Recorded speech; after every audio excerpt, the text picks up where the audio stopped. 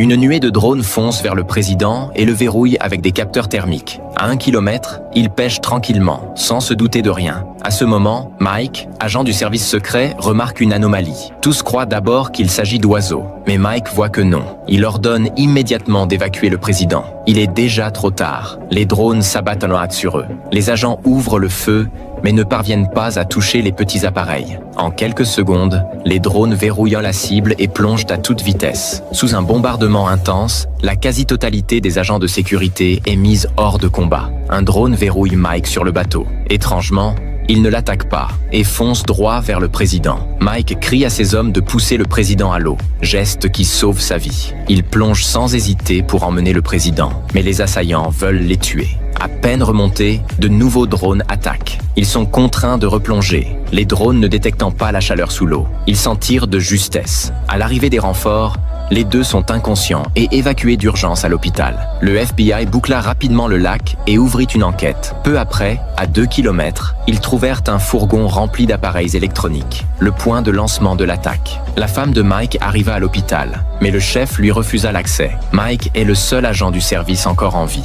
À son réveil, Mike avait les mains menottées. Il devenait un suspect majeur. On retrouva ses cheveux dans le fourgon et des résidus d'obus dans son garage. Pire, 10 millions de dollars apparurent sur un compte offshore à son nom. Un dossier chiffré sur son ordinateur contenait des cartes secrètes et le plan des déplacements du service secret au bord du lac. Face à tant de preuves, ses explications ne convainquirent pas. Il devint le principal suspect. Il fut rapidement placé en garde à vue en attendant l'interrogatoire, ce qui le glaça. Après l'avoir protégé le président à 3 reprises, on l'accusait d'être l'instigateur